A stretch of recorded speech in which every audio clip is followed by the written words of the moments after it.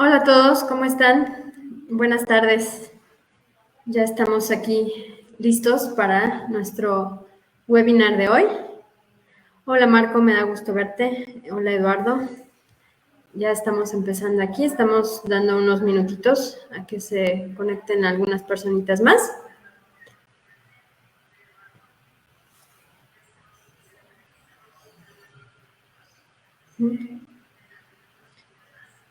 Aquí nos están apoyando para recordarles que todos sus comentarios los podemos recibir aquí en el chat. Voy a tratar de contestarles ahí mismo o aquí se los voy platicando. ¿Sí? La idea es, les voy a dar una pequeña introducción de lo que es el tema, pero cualquier duda que tengan, coméntenlo, pónganlo allí y tratamos de irlo contestando. La idea es que conozcan un poquito más pues, del tema y cualquier duda pues lo vamos resolviendo. ¿Sale? Demos un minutito.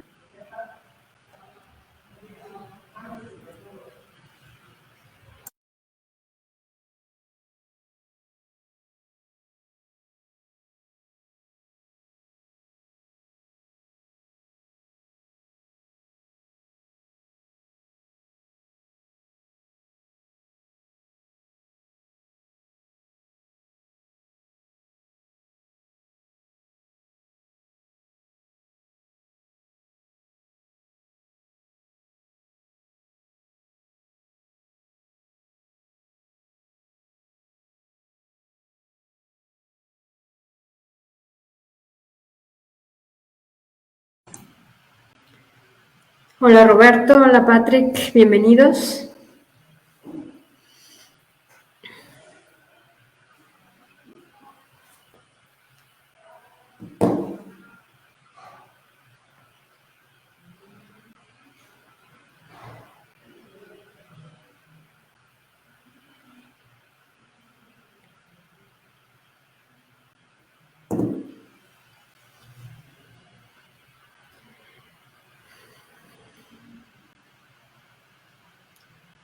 Pues vamos a ir empezando.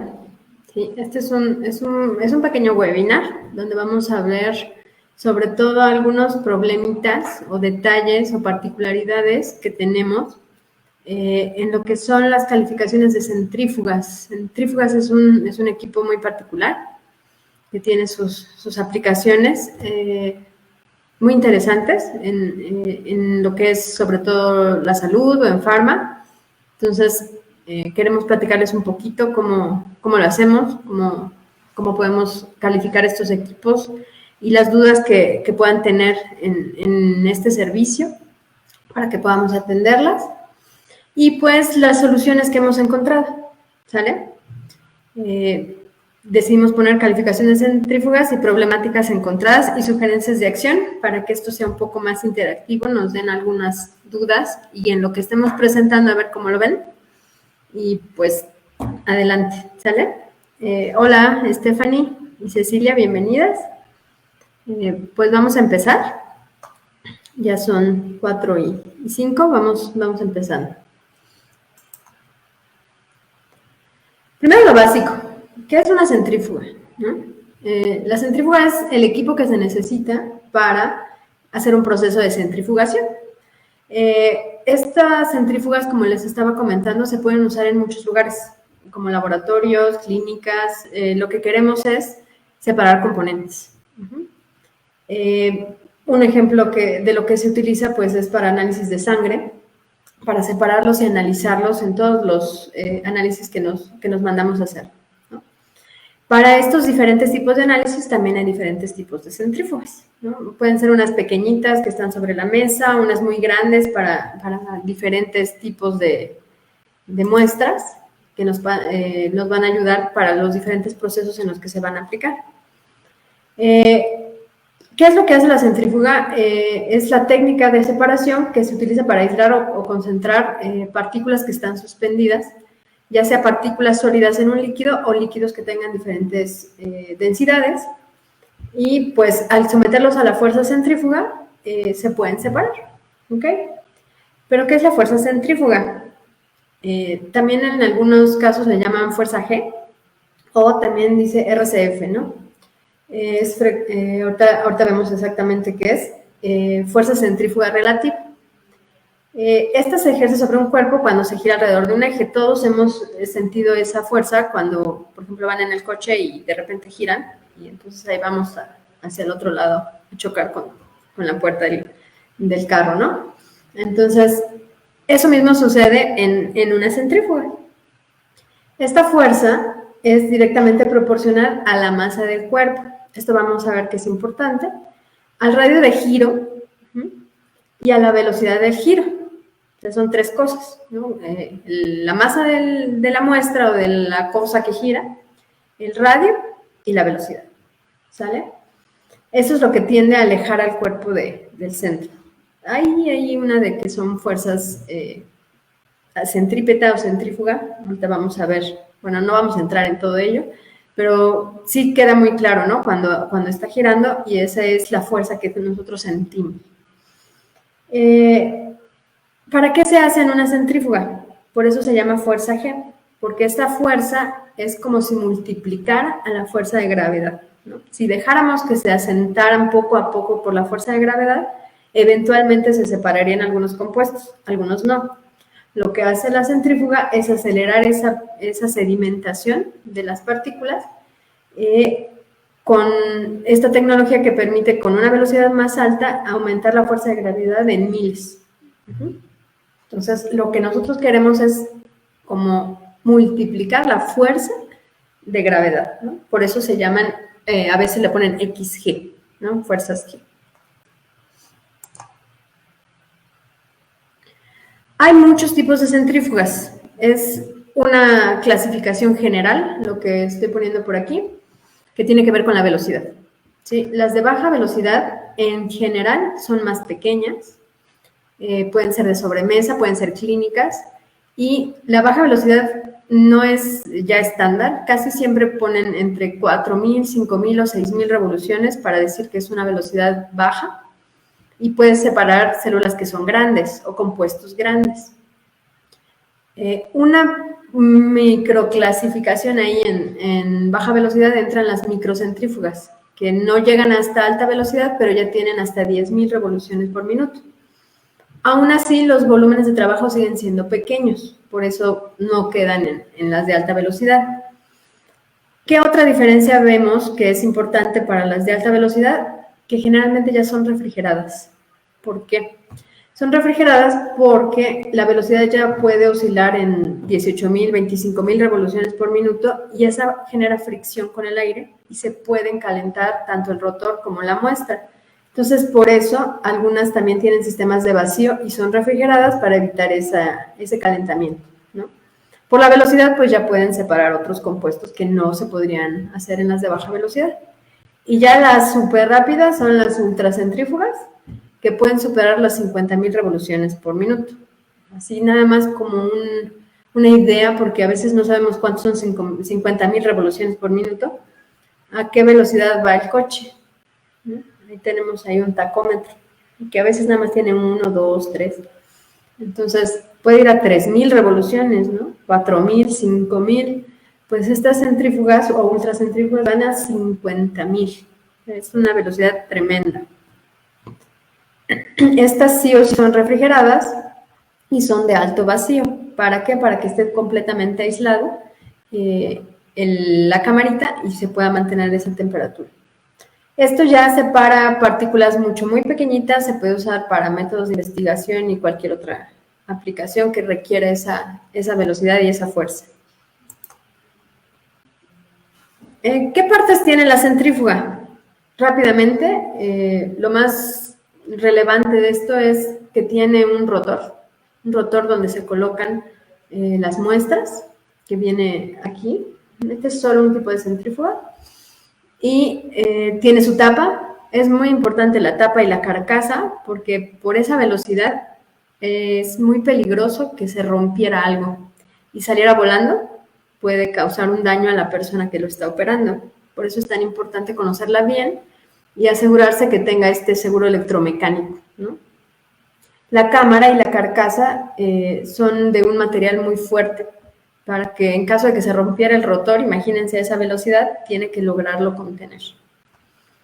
Están todo lo que es el panel de control ya, donde se programa el tiempo, la velocidad, el tiempo del ciclo y la temperatura en caso de que sean refrigeradas.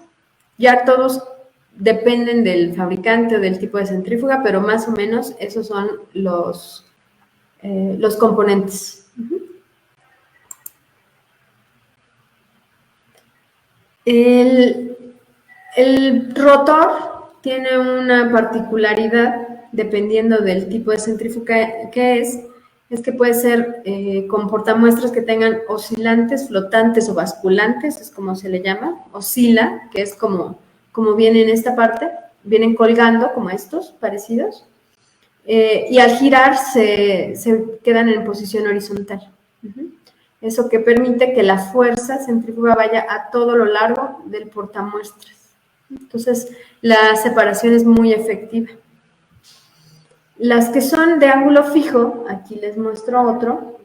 Esto, como en el diagramita que viene aquí, lo que pasa es la fuerza va igual horizontal, eso no cambia, pero se va haciendo la separación por la pared del portamuestras. Entonces, aquí es donde se va acumulando la sustancia que se quiera separar. ¿Okay? Pero tiene un ángulo fijo, o sea, ese no se va a mover, está, pues ahora sí que fijo, está sostenido sin que esté bailando en el rotor como en las otras portamuestras. ¿Qué precauciones tenemos que considerar tanto para lo que es la operación como cuando las estamos yendo a calificar? Bueno, tiene que estar siempre en un lugar que no vibre de más. De por sí tiene un motor, entonces tiene que ser una superficie sólida. El rotor tiene que ser de la centrífuga, ¿sí? No pueden estar cambiando los rotores porque puede que no agarre adecuadamente. Tiene que ser para la velocidad de lo que se va a programar. Tiene que estar perfectamente equilibrado. Hasta algunas tienen las alarmas de desbalanceo porque pueden romperse los rotores. Entonces no se permite que se gire en las que tienen alarma, hay que verificar esa parte, claro está. Los tubos también, o los portamuestras, algunas no son de tubos, tienen que ser compatibles también con la centrífuga para evitar también estas roturas. Y tiene que cerrar bien la tapa, aquí todo es de seguridad. O sea, sale volando una muestra a 6,000 revoluciones por minuto y hasta el que esté por ahí distraído le puede pegar y pues sería muy peligroso. Precisamente también es nunca dejar la centrífuga sin atención hasta que alcance su velocidad máxima, porque va acelerando, como todo, va llegando a la velocidad y una vez que llega ahí ya es el tiempo que se le haya programado, ¿no? Entonces hay que tener atención en cuando se programan las centrífugas. ¿Por qué les hablaba yo de fuerza G y del radio y de todo esto? Porque muchas veces los métodos de las pruebas que van a hacer ahí detallan la velocidad en revoluciones, ¿no? En velocidad. Pero, como vimos, la fuerza centrífuga, que es la que se requiere para separar, no solo depende de la velocidad, también depende del radio. Entonces, las centrífugas, si son de diferentes tamaños, aunque le pongamos la misma velocidad, no van a generar la misma fuerza y por tanto no van a lograr la separación que se requiere.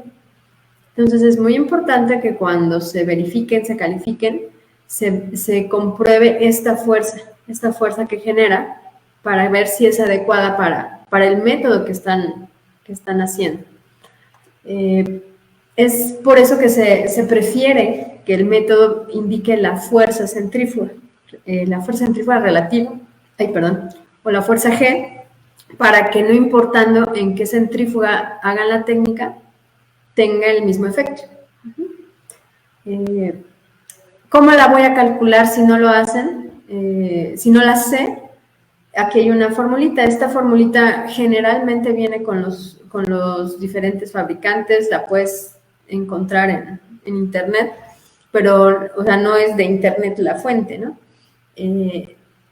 Inclusive la farmacopea, la FEUM, viene con esa fórmula para hacer ese cálculo de la fuerza centrífuga, dependiendo del radio del rotor, del radio de giro y la velocidad, ¿okay? Y entonces pueden calcular la fuerza centrífuga.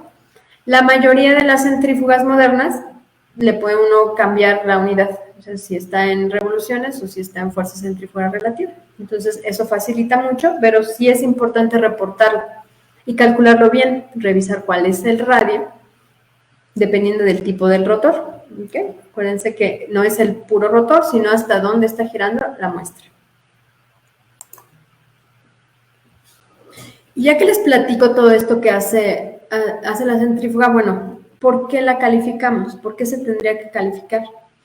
Muchas instituciones piden que los equipos que tienen un impacto directo en el producto estén calificados. ¿Por qué tendrían que estar calificados? Porque se tiene que asegurar que funcionan como se espera que funcionen. ¿Okay? Esto es parte de lo que son las buenas prácticas de fabricación. Entonces, dependiendo de en qué lo están utilizando, es cuando se tiene que decidir que se tiene que calificar. Otra duda que nos sale mucho por ahí es, ¿se calibran o se califican? ¿No? ¿Qué es lo que yo quiero saber? ¿O por qué le daría alguna de las pruebas? ¿Calificación o calibración? Lo que yo necesito conocer es cómo funciona, si funciona para la técnica que yo estoy utilizando, por la fuerza centrífuga que genera, si realmente logra ese desempeño que yo pretendo hacer en mi método y asegurar que siempre se mantiene con el tiempo. ¿Cuándo calibramos? Calibramos cuando necesitamos asegurar que los valores que da un instrumento son los mismos de una referencia reconocida y trazable que me dé la confianza de que ese valor es correcto. ¿Okay? ¿Qué es lo que se calibra? Se calibran instrumentos de medición. ¿Qué es la calificación? Pues es hacer pruebas que se basen en un conocimiento científico de cómo funciona el equipo, cuál es la prueba que voy a hacer, que demuestre que esos sistemas o esta instalación o este equipo en particular cumple con los requerimientos previamente especificados o establecidos antes de que yo valide mis procesos. Muchas de estas centrífugas se utilizan en algún proceso o método que se tiene que validar. Entonces es importante que estén calificadas para asegurar que sí hacen lo que el método pretende que haga el equipo. Aquí me gusta poner la diferencia de lo que es un equipo de medición y un equipo de laboratorio, ¿no? Un equipo de medición es un dispositivo que sirve específicamente para hacer mediciones. Un termómetro, un manómetro, una balanza, un multímetro, son instrumentos que vas a poner en el proceso y te va a dar un valor. O sea, es el valor de lo que estoy yo midiendo, de esa magnitud. Para eso son. Los equipos de laboratorio tienen otra tarea, una tarea específica. ¿Cuál es la tarea de la centrífuga? Separar componentes, ¿no? Lograr la fuerza requerida para separar un componente. Entonces, estos equipos tienen a lo mejor instrumentos de medición asociados, como el indicador de fuerza, de fuerza, de velocidad y de tiempo, ¿no? Y de temperatura en algunas ocasiones. Entonces, no es suficiente solamente con una calibración si yo lo que quiero saber es si funciona para lo que yo la voy a utilizar. ¿Dónde puedo ver que me piden esto? Pues hay un montón de normas, ¿no? Hay un montón de normas mexicanas o internacionales que me dicen que se debe calificar y cómo se debe hacer una calificación. Este es el ciclo de vida de validación, no me voy a detener mucho ahí, pero tiene las 4 etapas que me dicen cómo voy a llevar a cabo la validación o la calificación independientemente del equipo que sea. Las 4 etapas me permiten asegurar que desde el inicio de mi selección de equipo fue adecuado. El diseño para saber que lo que yo estoy seleccionando cumple con mis requerimientos de usuario, que tiene las especificaciones de diseño y funcionales que me van a servir a mí. Ya que tengo el equipo, tengo que ver en la instalación, pues que realmente está instalado como el fabricante esperaba que estuviera instalado, ¿no? En operación, pues que hace lo que dice que tenía que hacer, y en desempeño ya probarlo, pues con la carga que voy a utilizar. Y es muy importante recordar que siempre tienes que tener concluida la etapa anterior para pasar a la siguiente. ¿Okay? Esto es lo que en grandes rasgos les acabo de comentar. Cada etapa tiene sus particularidades que pueden ser parecidas para diferentes equipos, pero tienen sus detalles, sobre todo en la parte de las pruebas que se les van a realizar. Lo que es diseño es totalmente documental, ver que realmente esa es la centrífuga o el equipo adecuado para ese proceso en la parte, digamos, documental. Sus especificaciones cumplen desde ahí. Si yo estoy pidiendo una fuerza que necesita una velocidad de 10.000 revoluciones y estoy viendo un catálogo de uno de 6.000 revoluciones, pues desde ahí ya veo que esta no me va a funcionar. En instalación, pues ya voy a ver si realmente está puesta en la mesa adecuada, si realmente las dimensiones y los datos del rotor y las portamuestras me van a servir para lo que es, etc.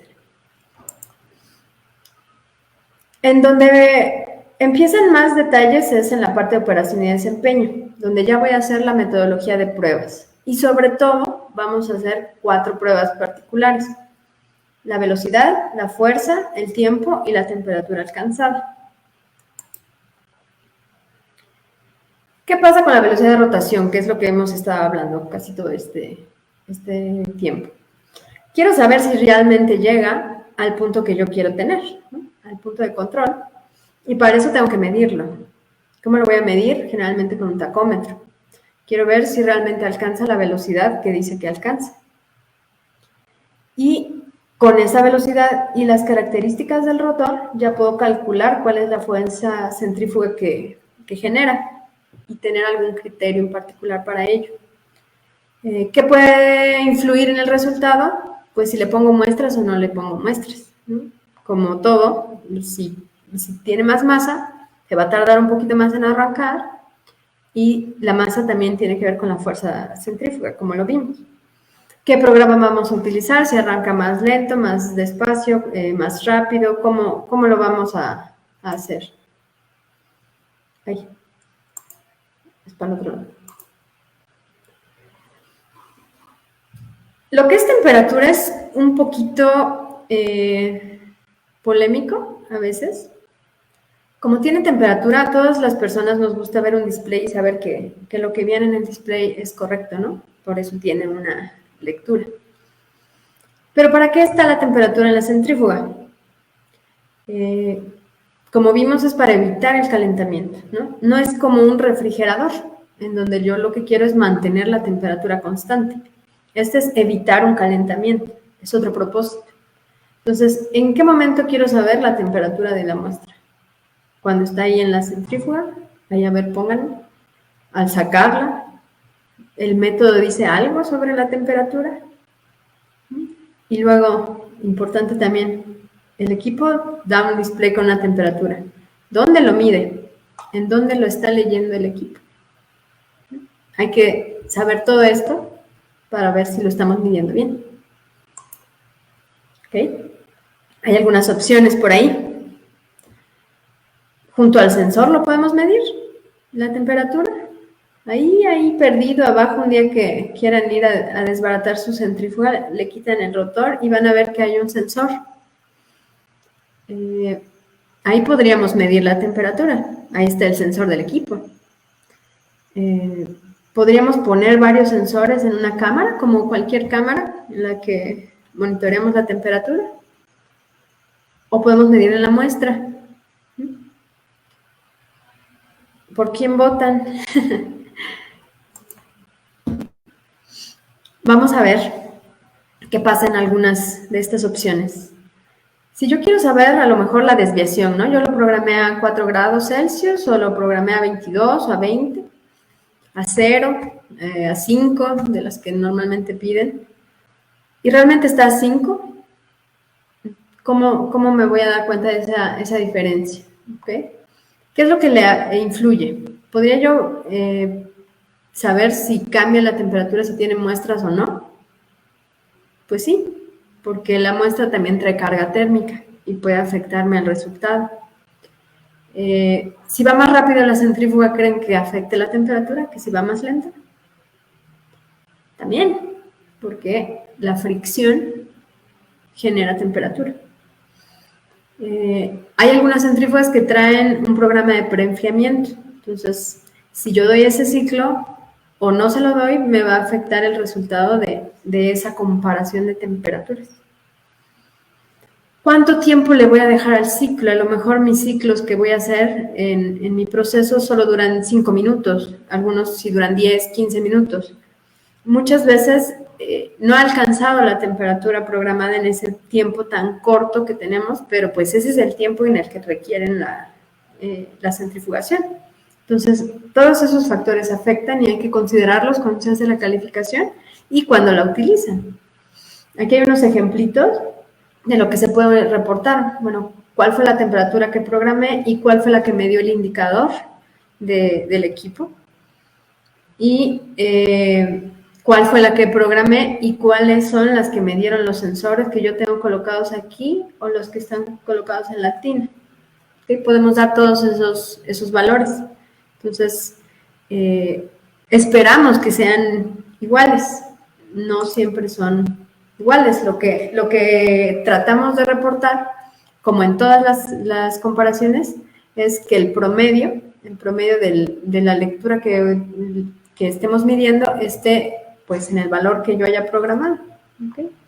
Esa desviación es la que se va a reportar. Y siempre es importante decir dónde lo medí, para que sepan pues qué se puede hacer al respecto. Si yo considero aquí el sensor, me puede dar un valor muy diferente al que está en la tina. Ahorita la vamos a ver. Aquí está un ejemplo. Si fuera una cámara, como un refrigerador, pues normalmente tratamos de ver pues, que todos los puntos estén igual y que esté estable y que no tenga mucha diferencia entre los puntos. Si nosotros hacemos una gráfica de eso durante el ciclo, muchas veces salen así. Algunas pues, rápido llegan y hacen sus ciclos. Algunas hacen estos ciclos muy interesantes que de repente tienen aquí unos bajones, unos y unos no. Esta se tarda un montón y después ya empieza a hacer los ciclos. Probablemente uno de esos valores es el que está en el sensor y los otros son los que están en la cámara. ¿Por qué me interesa saber la temperatura en la cámara? Porque esa es la temperatura que está llegándole a la muestra. A lo mejor en ese momento no tengo la medición en la muestra, dentro de la muestra. ¿Por qué? Hay portamuestras muy pequeñitos. No es muy fácil tener un sensor que pueda entrar ahí, que se le pueda meter, digamos, a los tubos de ensayo y que esté registrando la temperatura mientras se está girando a esas velocidades. ¿Okay?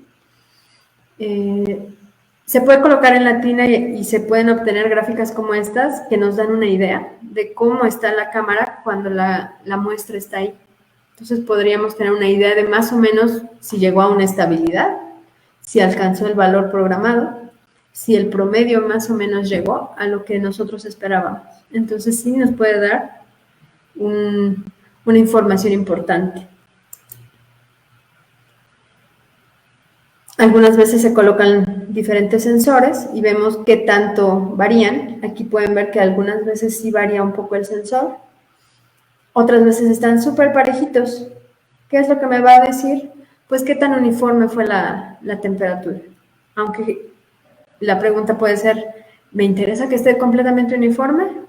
A lo mejor sí me interesa que todas las muestras tengan el mismo comportamiento, ¿no? Entonces, al ver que está estable toda la cámara, puedo asegurar que por lo menos todas tuvieron el mismo comportamiento.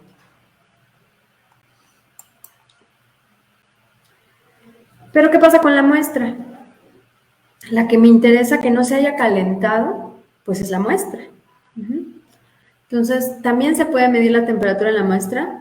Pues sí. Pero no la puedo medir durante todo el ciclo. Muchas veces no. Entonces, ¿Cómo lo voy a ver si yo necesito conocerlo? Una solución que hemos visto es, hay que medir la muestra antes de que entre, ¿no? La muestra puede entrar fría, a lo mejor la sacan del refrigerador, o a lo mejor están en un banco de sangre, le están sacando la muestra a la persona que está a 36 grados y de ahí van metiéndola a la centrífuga. Entonces la muestra entra caliente. O la meten de temperatura ambiente. ¿Okay? Entonces, esa temperatura inicial de la muestra me va a afectar el resultado. Definitivamente sí. Entonces, es importante medirlo. ¿Cuántas muestras voy a poner? Si entran calientes, me va a afectar mucho cuando se hace una centrífuga refrigerada, ¿no?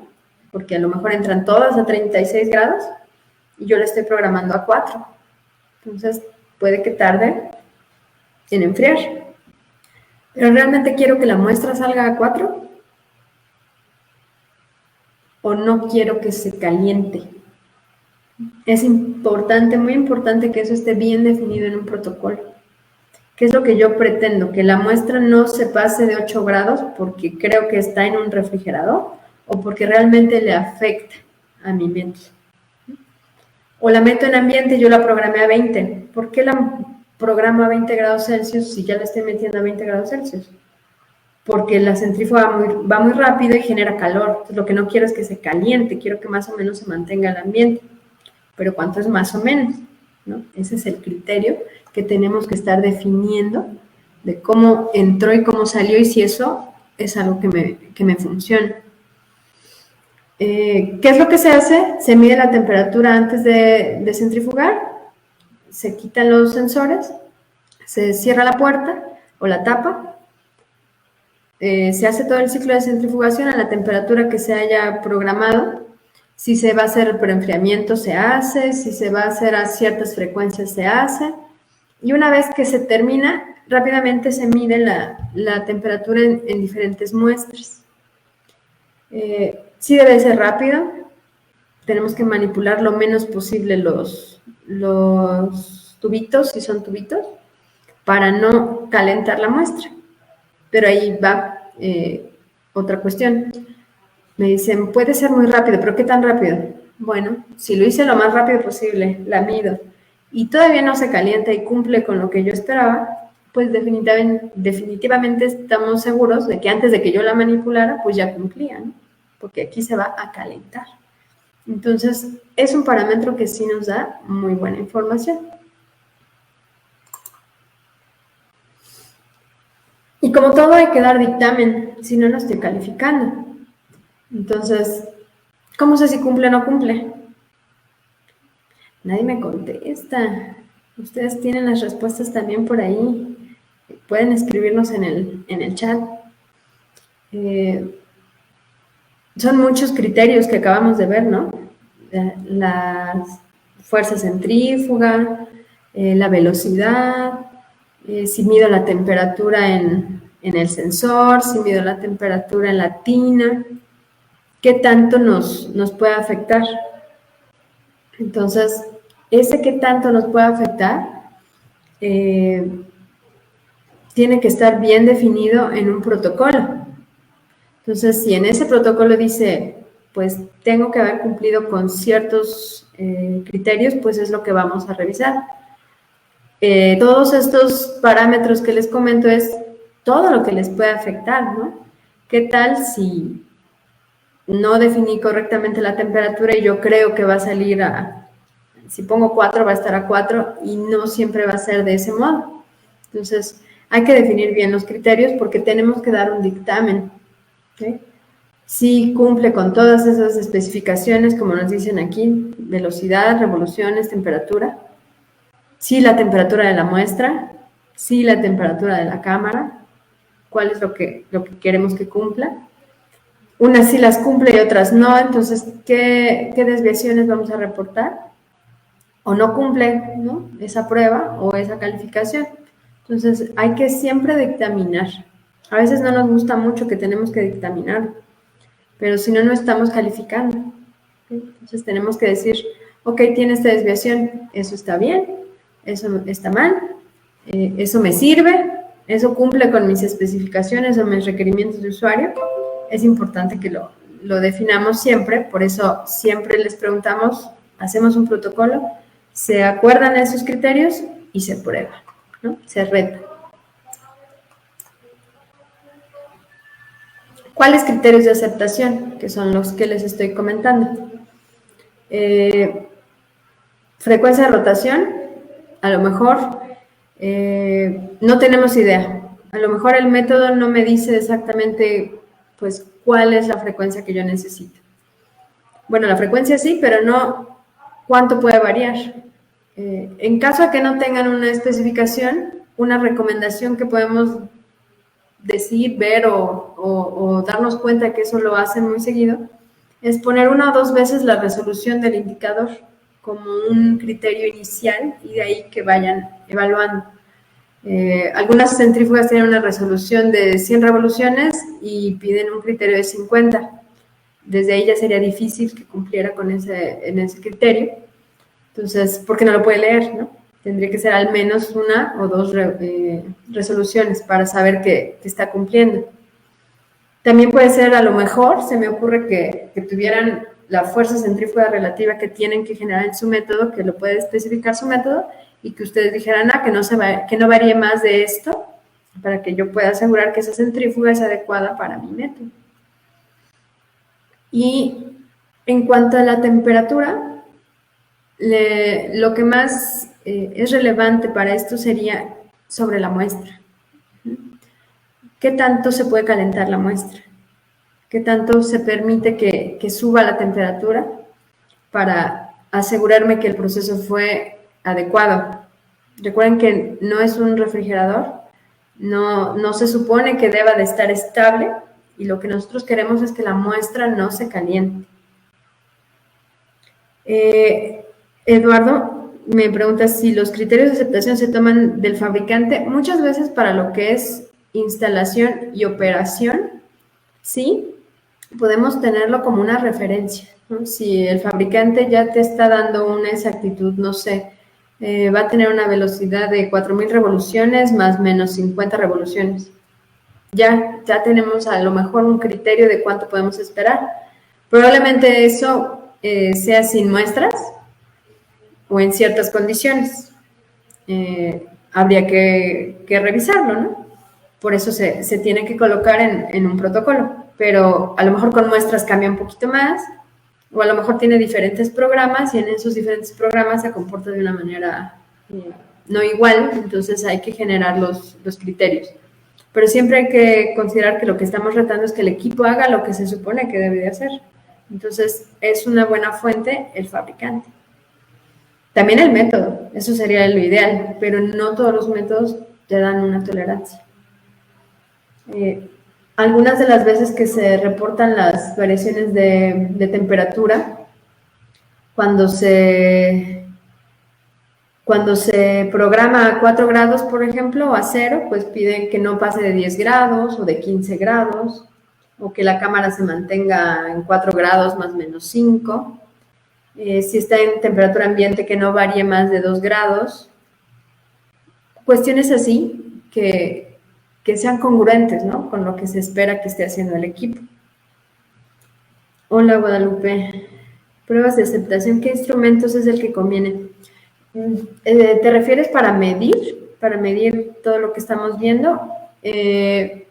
Para lo que es velocidad es un tacómetro óptico, que se tiene que colocar en la mirilla del equipo. Tiene sus particularidades de cómo lo tienes que colocar, cómo lograr tener una medición confiable, pero es un tacómetro que esté calibrado. En cuanto a lo que es temperatura, déjame ver si no lo puse por ahí. No lo puse por aquí.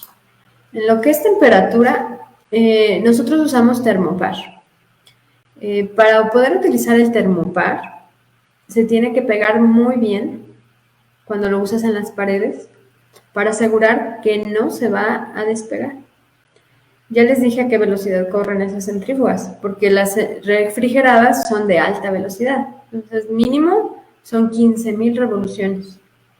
no se puede tener el riesgo de que se desprenda ese termopar, se enrede en un rotor y tengamos un problema.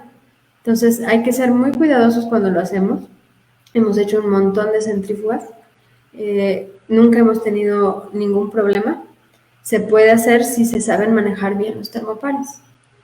Y en la medición de la muestra también nos sirven muy bien porque son muy rápidos, tienen un tiempo de respuesta súper rápido los termopares y un registrador automático. Entonces se pueden colocar en la muestra y inmediatamente que se termina el proceso, los colocas y tienes varias mediciones en segundos, en 30 segundos, en un minuto tienes las lecturas y estás viendo cómo se va calentando y que haya cumplido con el criterio. Entonces, lo que es importante es que los equipos estén calibrados, que sean trazables, para que tengas la medición correcta.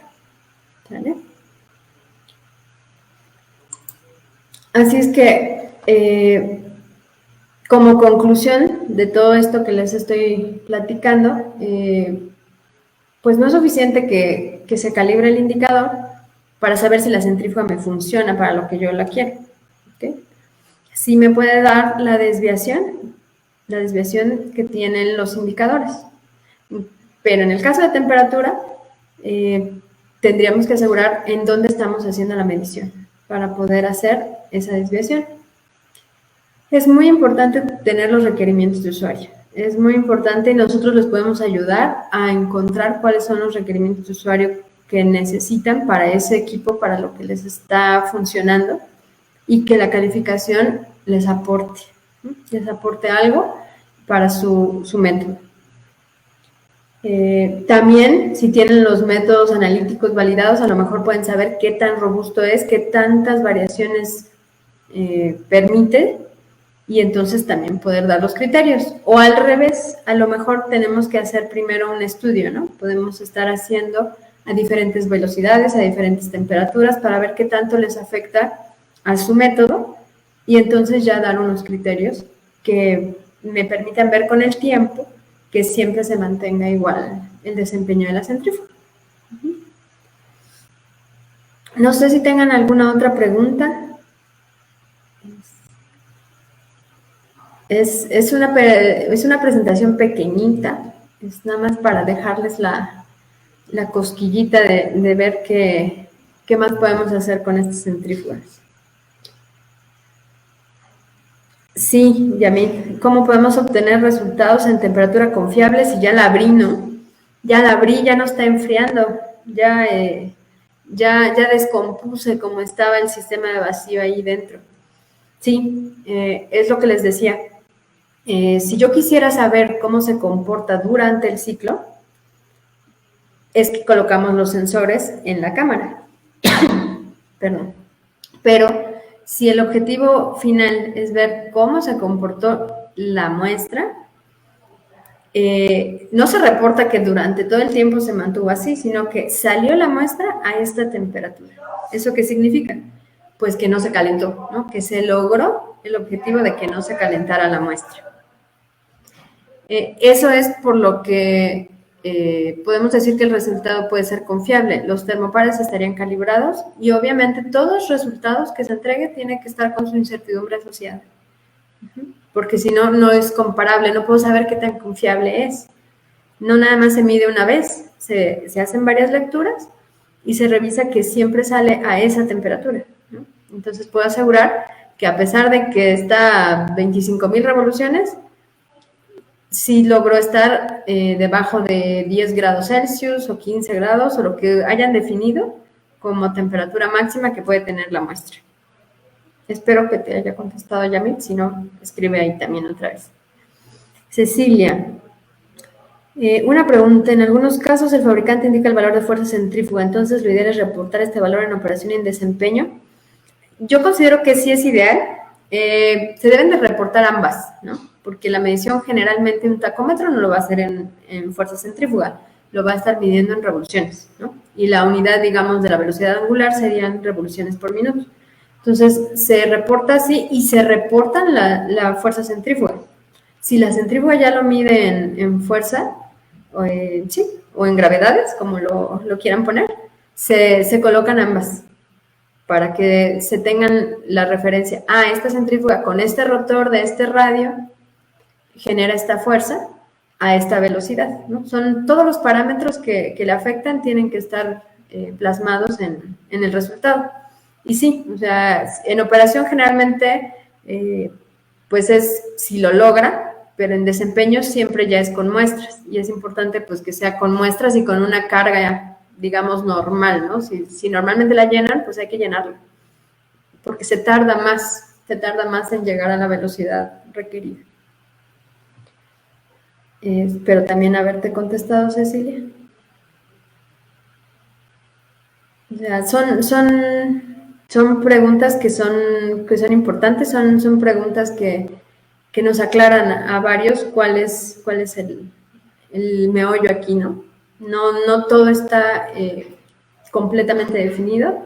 Nosotros hacemos la calificación siguiendo las guías de calificación que se elaboraron en la EMA, donde tienen los puntos mínimos básicos para hacerlo, que está haciendo todo esto para asegurar que lo estamos haciendo de acuerdo a un método confiable, ¿no?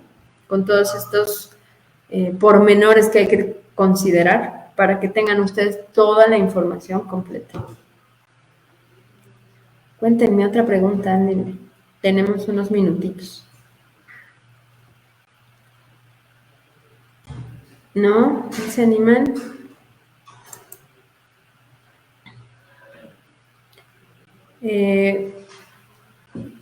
Yo creo que sí tiene varias particularidades las centrífugas.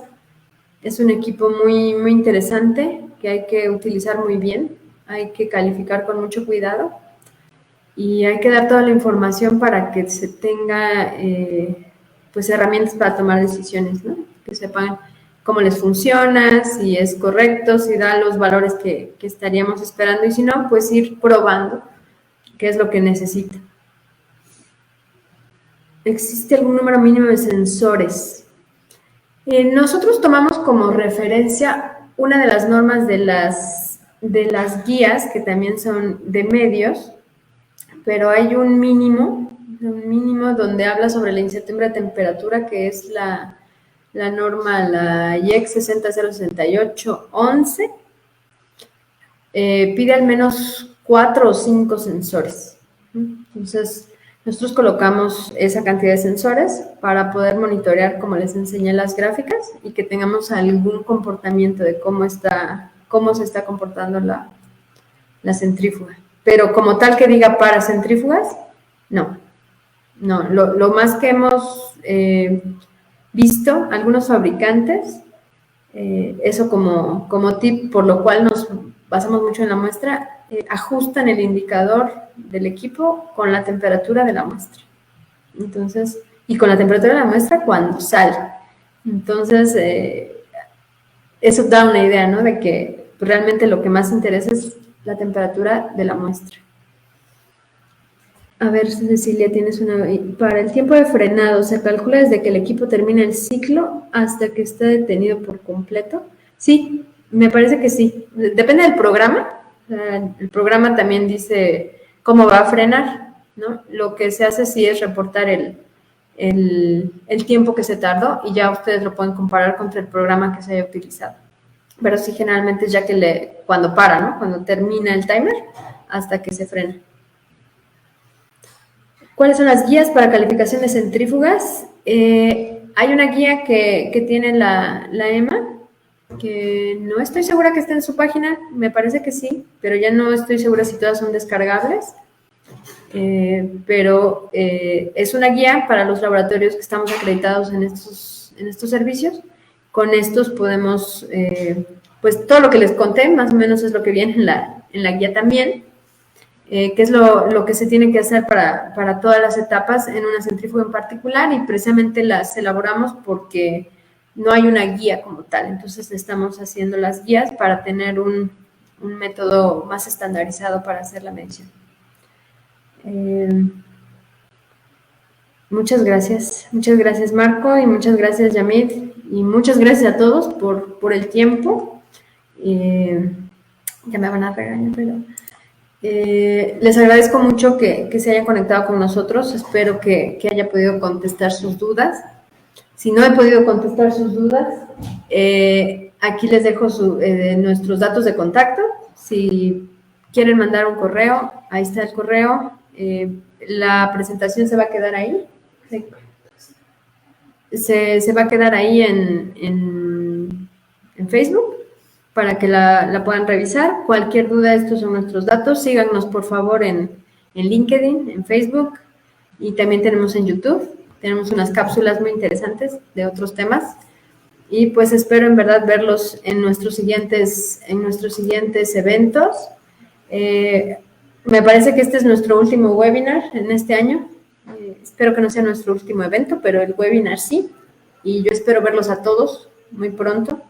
Si tienen ganas de que demos algún webinar de algún tema en particular, por favor escríbanos, los vamos preparando y se los presentamos el año que entra. ¿Sale? Y pues gracias a todos nuevamente, cuídense mucho y nos vemos en la siguiente.